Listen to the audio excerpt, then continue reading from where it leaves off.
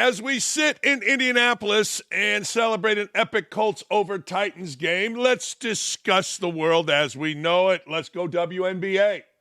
Sue Bird, yeah, that's right. I don't know how she does it. I don't know how every day Sue Bird is the partner of Megan Rapinoe. I don't know how you do it. Sue, congratulations. I don't think it's real, though. I think it's going to all come crumbling down, and Sue Bird's going to end up being a suburban housewife with kids. Just my prediction. Get angry if you would like. But anyway, Sue Bird is calling out her colleagues. Well, not really her colleagues. I don't think Sue Bird works at ESPN, but she's calling out ESPNers.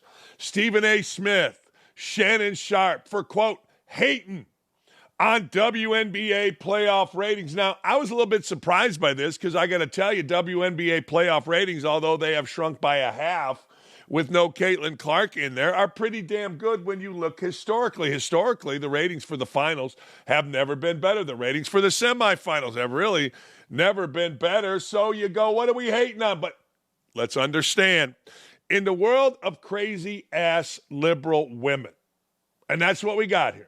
We got crazy-ass liberal women.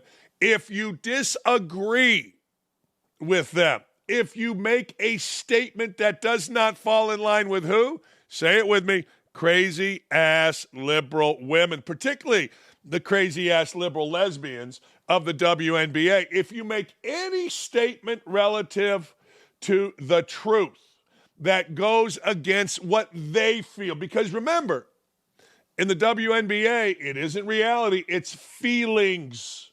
Feelings matter. That should be their slogan. WNBA, where feelings matter. WNBA, where we're going to gaslight you at every turn. But anyway, partner of Rapinoe, angry. That's right, angry.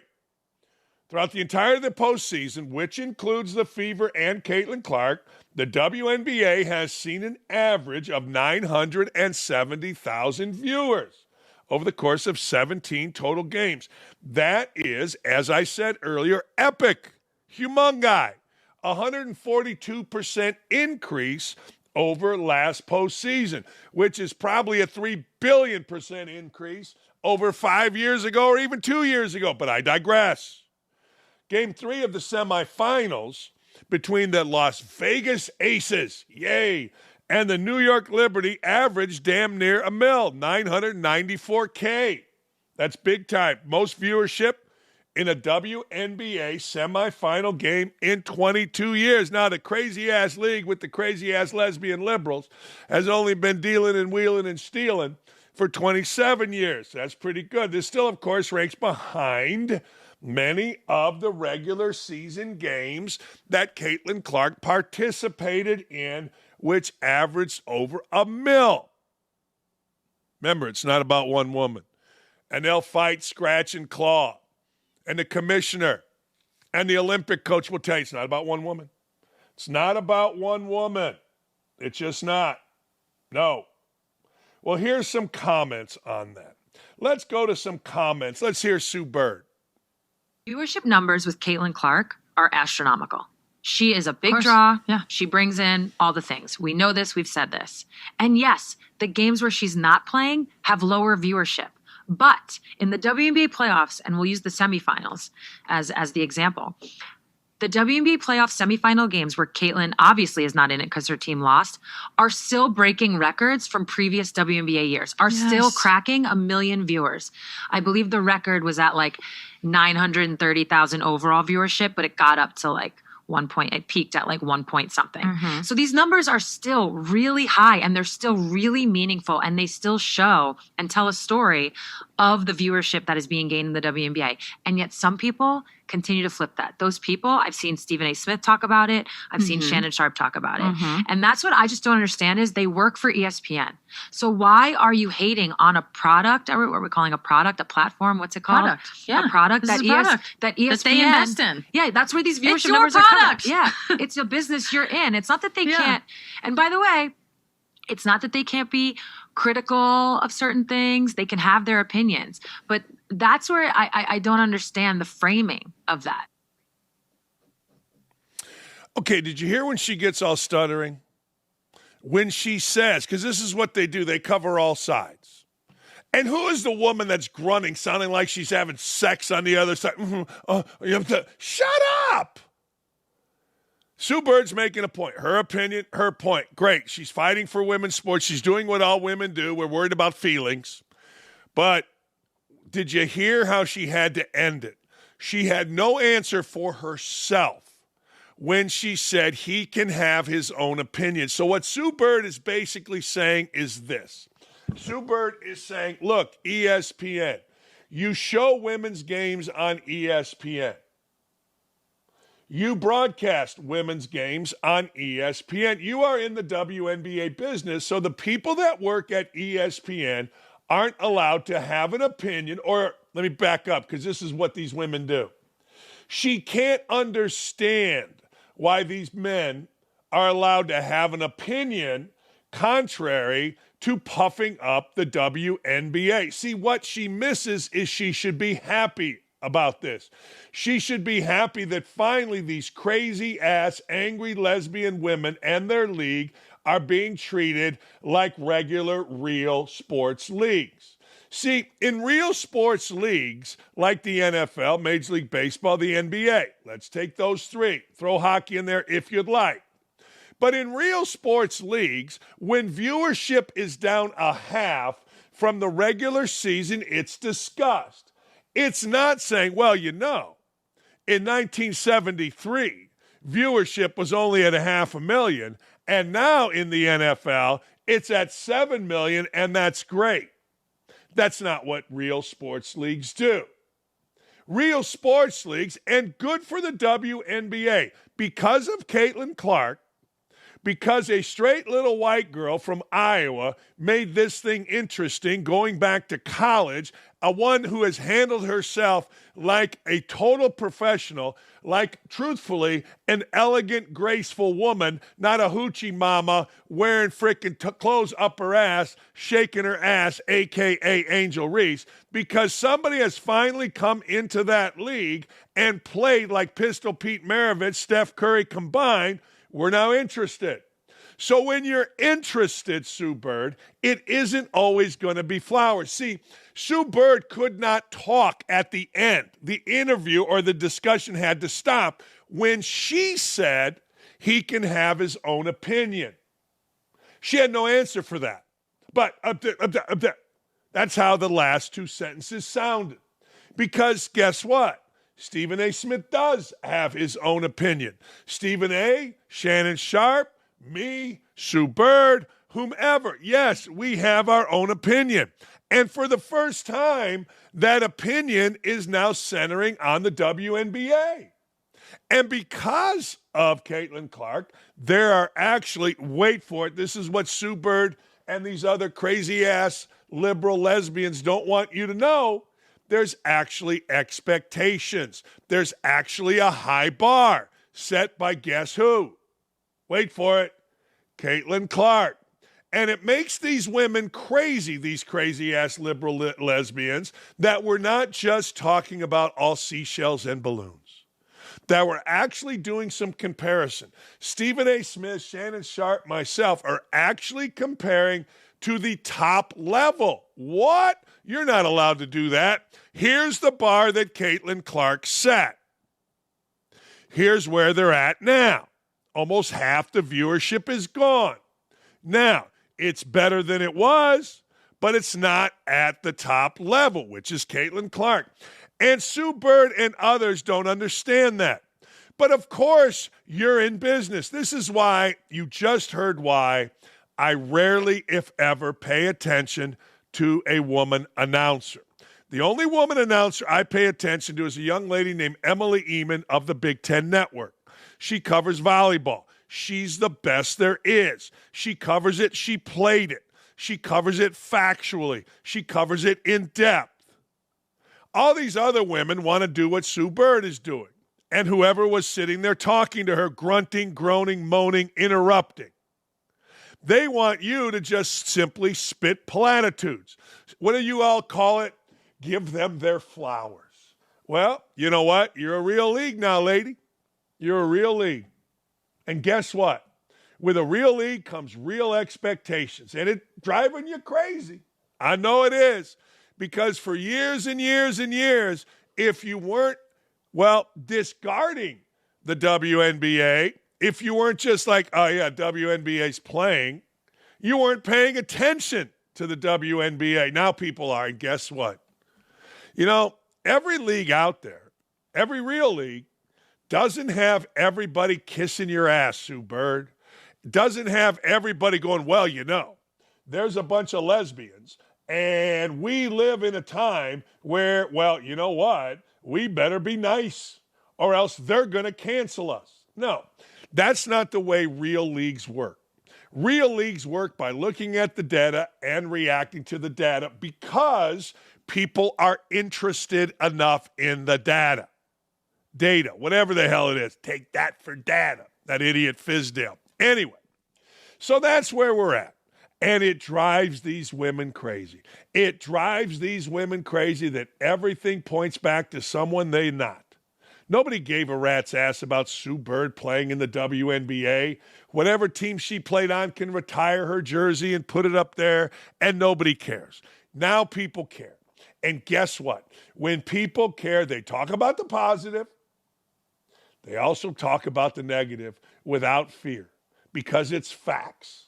What Stephen A. Smith or myself or whomever, what we give you is facts. Ratings were 1.8. Now they're 9.9. Great ratings going backwards. Hey, 1972 Super Bowl or whatever year Super Bowl, I bet you doesn't compare to now. Is that what you're supposed to do? If the ratings dip a little bit here, don't talk about it because in the 80s, hey, look how great we're doing. No, shut up. They're exhausting. These women are exhausting, and I got a headache. Game 1 of the Aces Liberty matchup on Sunday drew 929 million or 100,000. It's a good number for the WNBA on an NFL Sunday. However, that was down nearly 50% from last Sunday's Fever Sun contest. Not only was viewership down, attendance was as well. Do you want me just to say I told you so? Or are you willing to say, Stephen A. Smith, you did tell us Caitlin Clark is the golden goose? Not most, not all, but some people spent time resenting her for it. You want to give love? Give shine to others. There you go. Yeah, I don't understand all that. That's, whatever that is. But anyway, everybody wants, when you're in the Sue Bird, crazy liberal WNBA lesbian world, everybody wants to talk about how great it is. Now that you're a real league, folks like me, folks like Stephen A. Smith are going to talk about you like a real league. That's got to just make you batshit crazy. Man, pretty good game. Colorado continues to be a pretty good team, 31-28. They lost to Kansas State in a hell of a game. Shiloh Sanders, he got put on his feet. He was ridiculously bad. He was. He had 4 tackles. He returned to action. I got to tell you, I feel bad for the kid. He broke his arm and he's back playing. He missed the 3 previous games with an injury. He caught 7 tackles. But his father, and who also happens to be the head coach, Deion Sanders, not real happy with his son. This is a man, Shiloh must have played really, really bad. Listen to this. On DNVR. Just wanted to ask you about Shiloh, just what you thought about his play tonight. I thought he played horrible. I thought he was rusty. I thought he didn't have his footing. I thought he wasn't breaking down. He was coming up trying to make the play, but open field one-on-one tackle with that kind of back is that ain't an easy task. But he's going to do better. I know what he has in him. There you go. There you go. That's a tough loss. I tell you what, you guys can hate on Colorado all you want, but I turned that game on, and that stadium was packed. That stadium had energy. That stadium rocking and rolling, and I got to tell you, maybe you did, but I don't remember ever turning a Colorado game on since like the 90s when what's-his-face, Cordell Stewart was throwing to Michael Westbrook and Rashaan Salam was at running back, and the guy, Bill McCarthy, was a mess, leading him to a national championship. But I got to tell you, whatever your hate is for Deion Sanders, and look, it's a real league. College football is a real league. So you're going to have people that dislike teams, that dislike programs, universities, coaches, players. It's a real league, WNBA. So not everything is seashells and balloons, as the great El McGuire would say. So just stop. But I got to tell you, I don't like when Colorado loses. I kind of root for Colorado. I'm kind of all in on Coach Prime. All right, speaking of college foots, it's time to break it down, ladies and gentlemen. I know you wait for it because it's the only real poll out there unbiased. Time to break down this week's OutKick Top 12. We have beautiful people. I'm Donald Trump here, and I endorse saying beautiful people. The beautiful people of OutKick voters decided who they believed get that thing out of there, Nick. I can't read it. Earned their place as one of the top 12 teams in college football. Let's start with the top 12 rankings after week 6. It's incredible that it's already week 6. It's unbelievable that it's already week 6. Let's go. Who's the top 12 teams? I can't believe we got to do it this way. I'm just hot about it. Here's the top 12. We got to rank them. Apparently, we're the only place in America that ranks them by conference. So Texas, Oregon, Miami, and BYU would be the top 4 seeds. Number 5, Penn State, Georgia, Alabama, Clemson, Ohio State. Look at LSU. You guys bitch, whine, and moan about Brian Kelly. Yeah, you do. Yes, you do. You guys complain about Brian Kelly. Everybody complains about Brian Kelly, and I've just said for years and years and years, all Brian Kelly does is win. He goes to Notre Dame, he wins. Cincinnati, he wins. Grand Valley, he doesn't win the big one, man, and he quit on Notre Dame. Shut up. Everybody should quit on Notre Dame. Boise State and their great running back, and then Army. Look at Army. You can put Army, Navy. What a game that's going to be. Hey, look, a good friend of mine, Scotty Strassmeyer, is a sports information director for Navy. He's an Indiana guy. If Indiana, first round against Navy, we might implode here around these parts. We might. All right, here's all the picks based on who did the picking and where did they put them. This is a little tough, but I'm right below Clay. I don't understand. I'm looking around here, and I don't understand how only Brock Hewart has Indiana in his top 12. I don't get it. I don't understand none of it. I've had Army/Navy in my top 12 the entire time. But look at Indiana sitting there in 8th, bottom left, or second from the top left. That's right. I should have had Texas A&M there. I'm digging what Clay's doing up there. Texas A&M is, and it is, along with Notre Dame, playing these nuts off. But I got, let me see here. LSU's in there. Let me go down to Will Kane. Will Kane, Texas, Oregon, Miami, BYU, the Ohio State University, then Penn State, then Georgia, Alabama. I like it. I ain't mad. Not a ton of love for Ohio State. Kelly Stewart got some love for Ohio State, putting them 5th. But this is, look, I'm going to Lou Holtz because he knows more than any of us. Penn State 5th, Georgia 6th, Clemson's playing good, man. Iowa State, I can't watch Iowa State. I don't know why. You tell me. I don't know. I cannot watch Iowa State. Maybe you can't. All right, if the tournament were to start today, based on this, the most important of all of the polls, let's have a look. Ooh, Ohio State, Clemson. I'll tell you this about Ohio State. Their defense sucks. Their defense stinks. Their defense, I got 2 words for you. D's nuts. That's right. Look at the next one, though. I want you to show you this. If Penn State, that's where you want to be. You want to be number 5. Penn State would have to be, think about this, to get to the Final Four. Penn State, in this scenario, would have to beat Army, who's really good, but it's still Army, and then BYU, who has a great running back and is really good, but that ain't Georgia, people. That ain't LSU, Alabama. That ain't Texas. You know what I'm saying? No, man. So I'm looking at that number 5 spot, and I'm saying, boy, is that where you want to be? Number 6 ain't bad either. I know Miami is back, blah, blah, blah, blah, blah, but I got to tell you, first round against Boise, what? Second against Miami, I'll take it. Look at that 7 spot. You got to beat your rival, LSU, and then you got to beat Oregon to get to the Final Four. Who'd you rather play? Navy, Army, and then BYU, or would you rather play Alabama and then Oregon? This is interesting stuff.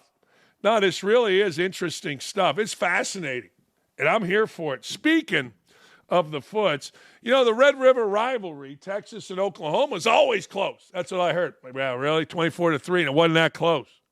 Oklahoma players after the game were saying how they gave the game. Well, I don't know, man. You scored 3 points. Now, I'm going to go Bobby Knight on you. That's 3 more than a dead man. I don't know what to tell you. That is. It's 3 more than a dead man. Ohio State's defense stinks. Ohio State's defense is soft. You know what Ohio State's defense, this hit me when I was watching the second half. Ohio State's defense reminds me of a bunch of college kids that got paid too much money and are very lackadaisical. This guy, Jim Knowles, is supposed to be some kind of guru defensive coordinator that Ohio State brought in. Really? What's he doing? Seriously? I don't know. They just keep giving up points. I text Urban during the game. I'm like, dude, this defense, soft. I didn't hear back. I don't blame him. Tennessee, boy, I tell you what, you got to appreciate Florida's freshman quarterback, and you got to appreciate the fact that Florida hasn't quit on their season after the embarrassment at home against Miami. But Tennessee got it done. I'll tell you something else, all you Vols fans sitting back there in the control room. Your quarterback's full of shit. Yeah, I know we're all supposed to love Nico Noga and all the crap that he's supposed to be able to do. But I've been studying body language of players for years. I'm talking about when I was a kid. I saw this guy act like an idiot. His last name was Brown. This is when I was like 12. And I turned to my buddy Kevin Page, and I said, this is in the Gary Regional, packed house, Gary West Side. And I said, you know what? He's not going to score another point. He is not scoring another point. He was so out of it. Well, guess what? He didn't score another point. And Kevin looked at me and goes, how'd you know that? I read stuff. So I'm watching this Nico clown walk into the game. And I'm like, yeah, he's gone. Like, he's gone. He thinks way too much of himself. Like, it's too much. So he goes 16 of 26, 169 yards, and an interception. No. That dude needs to get back being humble. And if he didn't get humbled last weekend, it's going to happen soon against the worst team in Florida. That dude, in fact, as soon as I saw him walk in, they showed him on game day or one of those shows, I stopped. I wasn't betting him. No way. No way. Nico, my ass. More overtime. Penn State came back. And a lot of bad calls, people are saying, hey, welcome to the Big Ten, USC. Screw you. Penn State came back into Coliseum and got it done against USC. And again, after the game, Lincoln Riley's talking about how close they are. Really? Is that right? Oh, you're that close? What, really? No kidding. Oh, okay. Huh. All right. Man, was I rooting for Shane Beamer. Oh, man. I wanted Shane on the show on Monday talking about a big win, a 2-game losing streak for Alabama.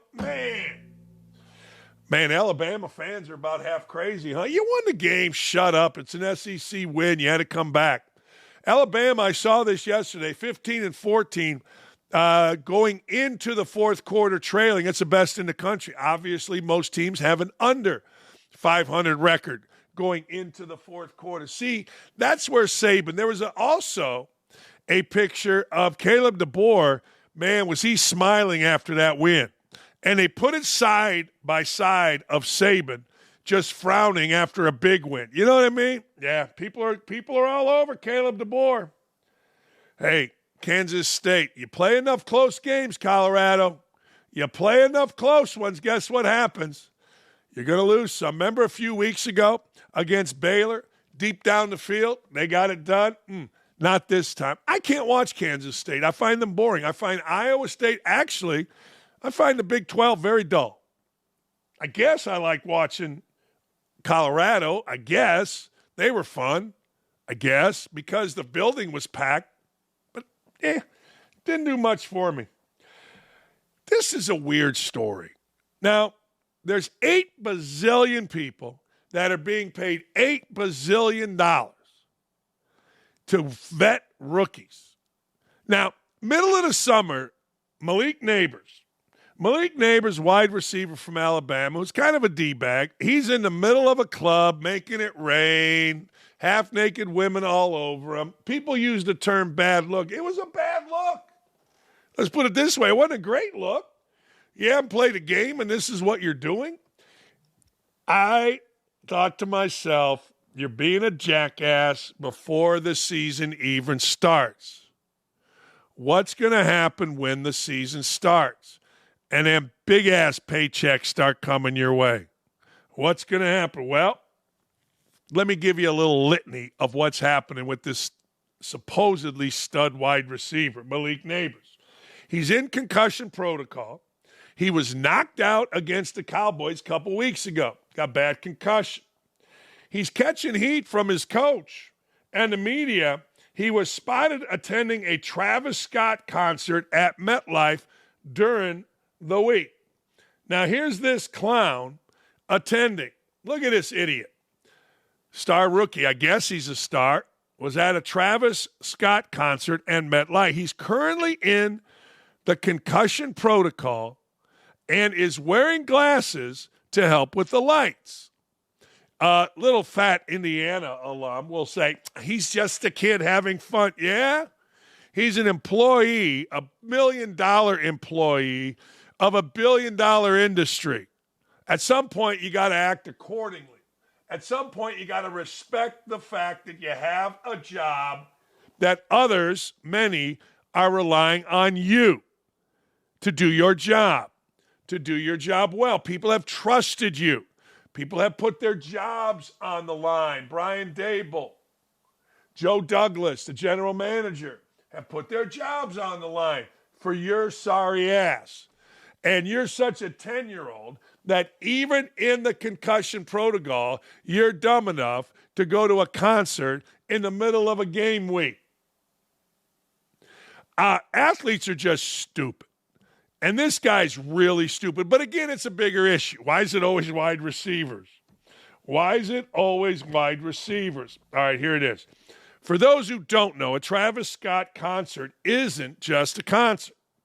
They are pretty much a spectacle with a ton of production noise. Last year's fans at one of his concerts actually registered. Last year, fans at one of his concerts actually registered a 1.3 on the Hurricane Richter scale. Probably not the smartest thing for Neighbors to do. But Neighbors is an idiot. I'm sorry, he just is. I can't hardly blame the kid. I mean, damn, he is like 21. He's got a ton of money in his pocket, and he don't know any better because he's an idiot.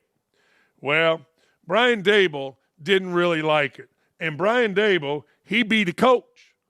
Here's Brian Dable. Did you have any issue with him going to the concert the other night? Yeah, I'll keep that all in house. Was that a violation of any protocol on his end? Nope.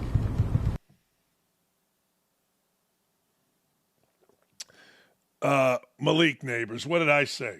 What did I say? Have I been calling this guy the wrong name? What have I been saying, Nick? Malik Neighbors from LSU. What? I don't know. Oh, I say he's from Alabama. I just figured he's an idiot. Might as well be from Alabama, somewhere down there. Yeah, Malik Neighbors, the coach ain't happy. You can't be happy. Like, here's the deal. We've given in to players. We've given in, and now an idiot decides to go, well, it's not surprising.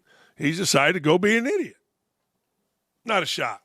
But honest to God, so many people depend on the players, which sucks. It doesn't matter. Look, it is filthy. It used to be when you're a college coach, 18 to 23-year-olds are carrying around your paycheck in their mouth. Same thing in the NFL.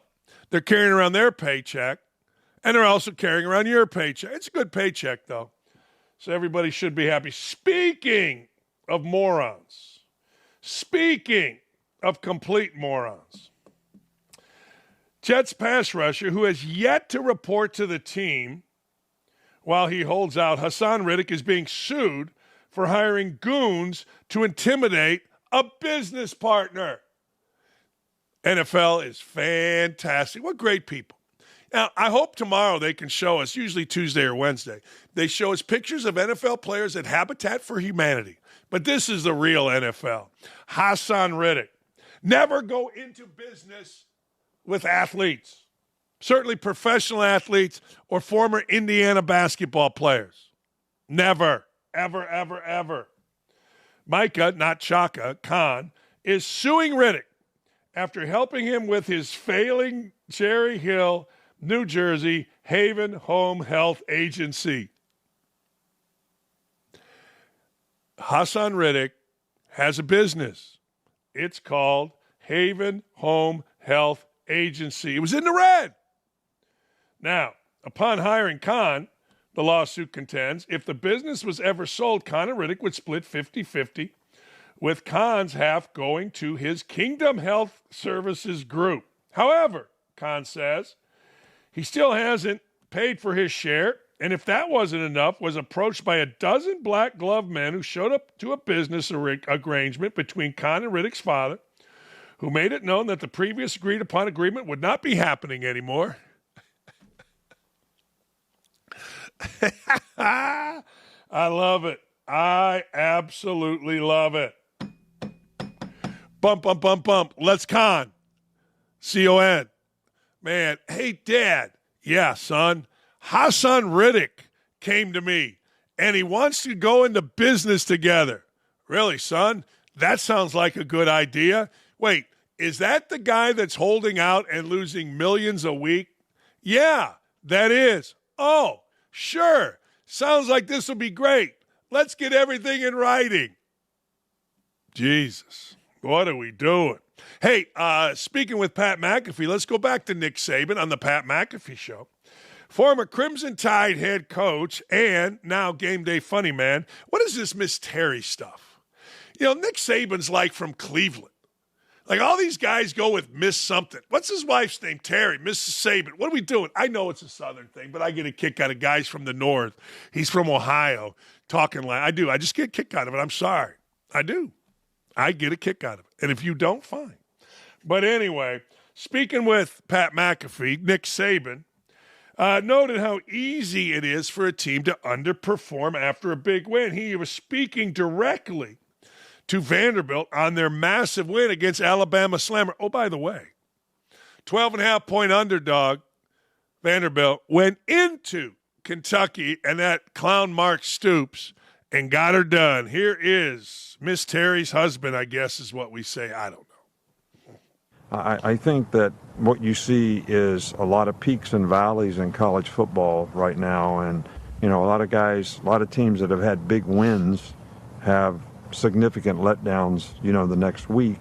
And, I always talk about complacency, but if you put a little complacency with a little arrogance because you had a big win, wherever it was, and then you don't focus on the right things the next week, you really don't get the kind of results that you'd like to have because when you're not focused on the right stuff, your execution goes to pot in a hurry. So, you know, I gave this, somebody sent it to me after Alabama got beat. It was a speech that I gave or at a press conference, but I always used the press. I used you and everybody in the press to get my message across to the team. We thank you for allowing us to do that for you. So, so I gave this thing, and I don't even know if I can sort of repeat it exactly right, but it was about nothing. You know, if you, what are you entitled to when you get up in the morning? Nothing. What should you expect from other people? Nothing. If you have ability and you don't have discipline and focus, what do you get? Nothing. If you don't prepare the right way and pay attention to detail, what do you get? Nothing. So nothing is more important than trying to be the best you can be every day. Yeah, I mean, people pay a lot of money for that speech. I always get a kick out of those. But, you know, McAfee, again, interview thing. I love Pat, but you just got to be quiet, let the guy go. I mean, I'm just saying, that's just the way I look at it. I'm sure I'm wrong. I mean, everybody wants to be cute and clever.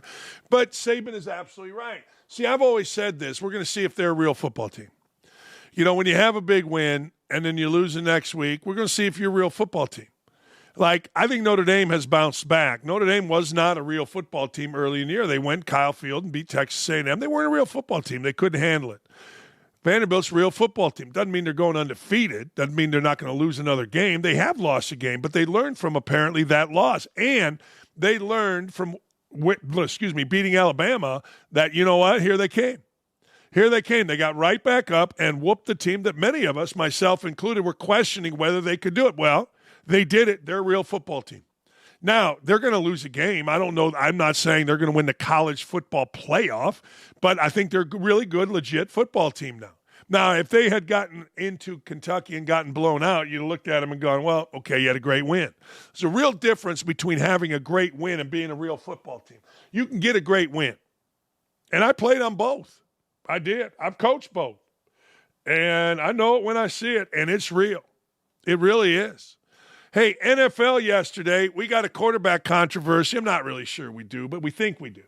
Joe Flacco led the beloved Colts over the Tennessee Titans. It was kind of a battle of two bad teams. It wasn't a battle of two teams where you go, you know what? This is going to be a Super Bowl team. You know what? I'm watching this team, and this team is really good. I'm watching it. Game's on right here because I got to do a show about it later. And I'm glancing at it once in a while, and every time I seem to be glancing at it, there seems to be something negative happening, whether it's an interception, a fumble, or maybe a penalty. I tell you this, the Houston Texans are rolling right now, aren't they? Remember, you always look at the schedule. Houston Texans have a tough schedule coming up. They got to go to Dallas, who, by the way, let's talk about Dallas. I saw this, and I wonder what this means. So Dallas got absolutely boat raced. I mean, embarrassed like Dallas or anybody in the NFL really never gets embarrassed like this at home. I mean, it was in the 40s to single digits. Now, I'm just going to say it that way. It's like 47-9. But when you're in the 40s and the other team is in single digits, ladies and gentlemen, seriously? That's a problem at home. So here's what I saw. I saw Jerry Jones marching. It was like the Secret Service around Trump. So many white dudes in suits. I haven't seen that maybe ever because, well, Kamala and Biden don't want to protect Trump, and there was another crazy guy trying to get into a Trump rally at Coachella and kill him, but I digress. So Jerry Jones goes in the locker room, apparently. First time he's been in the locker room in whatever. I don't even know. After a loss, right? Usually an owner after a loss maybe says something, but Jones wants you to know he's the man in charge.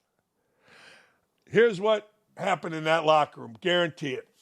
He tried to rip ass, and he made the mistake, the fatal mistake that guys make in locker rooms that aren't used to being in locker rooms. He looked in the players' eyes.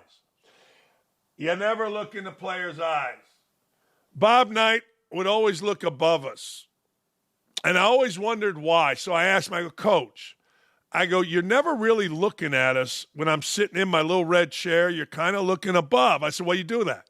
He says, well, players can fool you. Guy sitting right here staring at me may not be listening to a thing that I'm saying. Guy sitting back like this may be listening to everything I'm saying. And I've learned over the years, you know what? Don't get tricked. So I just look above you. Oh, it's interesting. So I'm sure Jones looked him in the eye and think he really got to him. And I'll tell you what those players were thinking. Go F yourself. We should have brought Derrick Henry in here. I'm just saying.